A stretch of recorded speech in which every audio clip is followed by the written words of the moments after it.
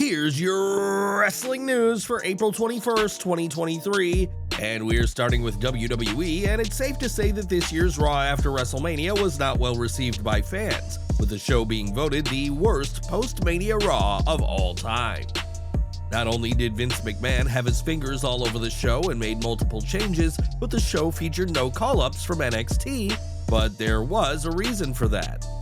Brian Alvarez reported this week that while WWE did at one time have plans for call-ups, it was decided that these could wait until the upcoming draft.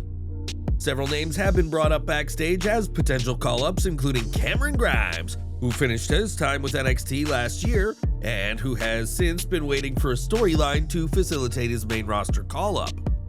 When Ringside News asked about things going the other way and main roster talent being sent to NXT, they were told that there are no plans for someone to go to the Gold brand.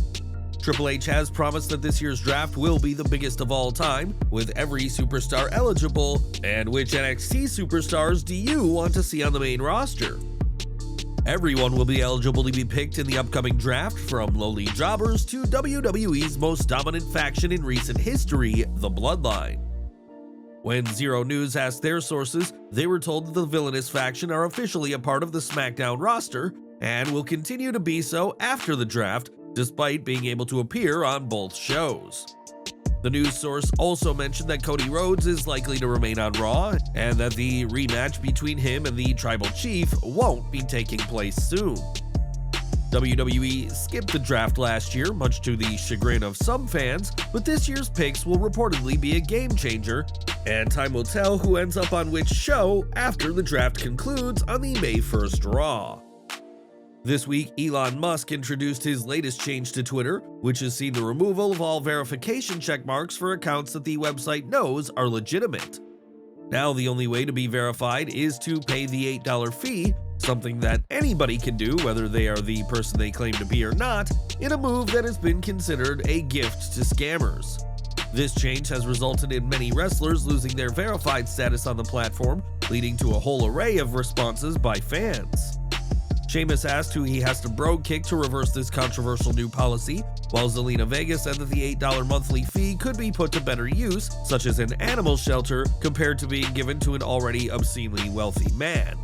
Dakota Kai quickly informed fans of the dangers of accounts pretending to be her, and Alexa Bliss, who has spoken about scammers in the past, questioned if Musk will reimburse those who fall victim to fake accounts.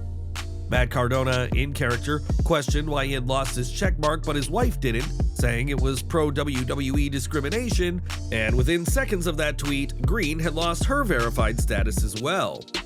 If someone wants to impersonate a wrestler or a notable figure, it is now easier than ever to look like the real deal. And what do you make to this policy, and will you be forking over $8 a month to Musk?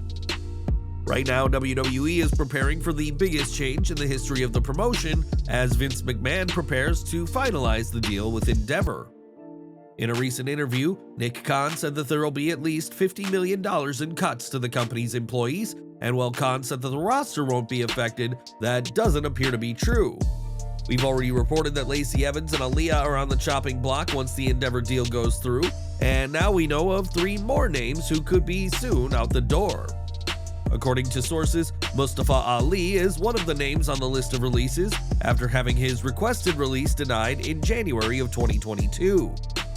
Ali would spend a brief period in 2022 trying to win the US title to no avail, and the report adds that Cedric Alexander is also on the list. A former Cruiserweight and Raw Tag Team champion, Alexander has been seldom used over the past year, and recently it was reported that plans to reunite the Hurt Business had been dropped by Vince McMahon. Akira Tozawa is another name fans can expect to be cut, as the former 24/7 champion has barely been used since that title was deactivated and is almost solely used now for backstage skits. WWE Creative has been instructed to erase all plans for these superstars, and we'll have to see if any more names end up on this growing list. In October of last year, WWE released 5 superstars from their contracts, including Sloane Jacobs, who fans may know as the notorious Mimi, being one of the wrestlers cut. This week, Jacobs appeared on the Talk Is Jericho podcast and didn't hold back in her comments about the company. Speaking about her trainers, Jacobs had high praise for the likes of Robbie Brookside, Norman Smiley, and AJ Winkler, but found that the company's guidance for herself was often lacking.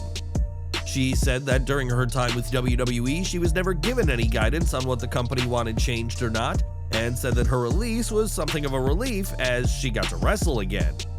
In 2022, Jacobs wrestled just 13 matches throughout the year, a crazy low number by her standards, and she added that she's already had 30 matches this year alone.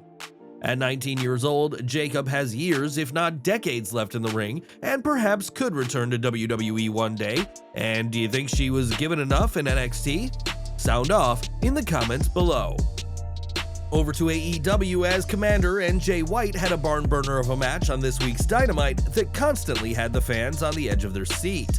Given the performance Komander gave, fans were hardly surprised when Tony Khan confirmed that the masked star is now all elite, which has come as a blow to WWE.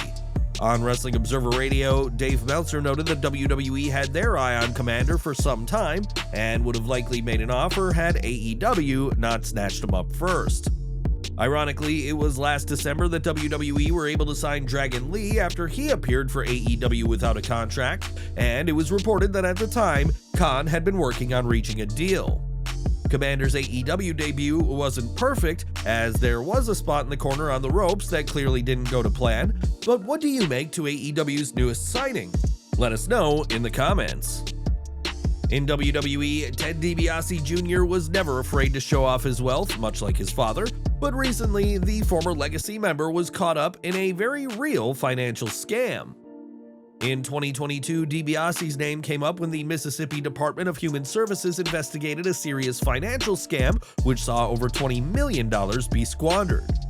That money had been given from the Temporary Assistance for Needy Families anti-poverty program, and while it was supposed to help those in need, the money was kept by many big names, including DiBiase.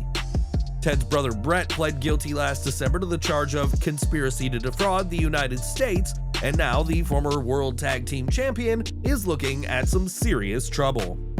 In a press release by police, they detailed exactly what kind of situation was going on and how programs like the TAFNF and the Emergency Food Assistance Program were defrauded. The release reads, "Former professional wrestler charged with theft of millions of dollars in federal funds intended for needy families. A federal indictment was unsealed today in Mississippi, charging a former professional wrestler with misappropriating millions of dollars in federal safety net funds intended for needy families and low-income individuals in Mississippi." According to court documents, Theodore Marvin DiBiase Jr., 40, of Madison, along with co-conspirators John Davis, Christy Webb, Nancy New, and others, are alleged to have fraudulently obtained federal funds, including from the Emergency Food Assistance Program, or TEFAP, and the Temporary Assistance for Needy Families, or TANF program, that they misappropriated for their own personal use and benefit. The report adds that Davis was the executive director of the Mississippi Department of Human Services and was in charge of allocating funds to worthy causes, but chose ones that were led by the others in this scheme. DiBiase's companies, Family Orientum LLC and Priceless Ventures LLC, the latter being named after his pre-Legacy tag team with Cody Rhodes, were two of the companies awarded these fraudulent deals.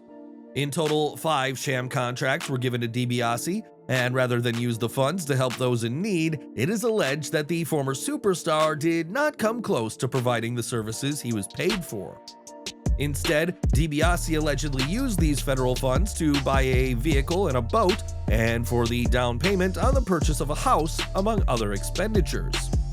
DiBiase is charged with 1 count of conspiracy to commit wire fraud and to commit theft concerning programs receiving federal funds, 6 counts of wire fraud, 2 counts of theft concerning programs receiving federal funds, and 4 counts of money laundering.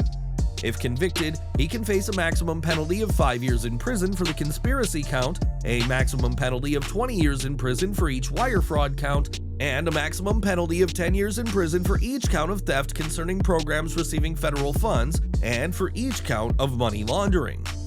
It is worth stating that Ted's father, the $1 Million Man, Ted DiBiase Sr., has also been caught up in this case, as his Christian ministry received over $2 million in welfare funds after Brett advised the Department of Human Services to do so.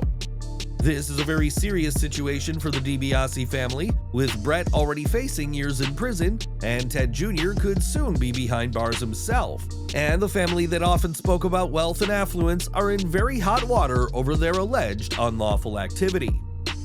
Since 2019, Warner Bros. Discovery have worked closely with AEW, and from all reports, the entertainment giant has been very pleased with what Tony Khan has done. Despite the success of AEW, the promotion is still the second biggest in the United States behind WWE, and now Warner Bros. Discovery could be eyeing up AEW's competition. While speaking on the SI Media podcast, author James Andrew Miller spoke about attending his first WrestleMania and stated that he's heard Warner Bros. Discovery are interested in WWE programming. Miller would then go on to speculate that Warner Bros. Discovery might just move Raw from Mondays in order to avoid competing with other sports as WWE struggles during the NFL season.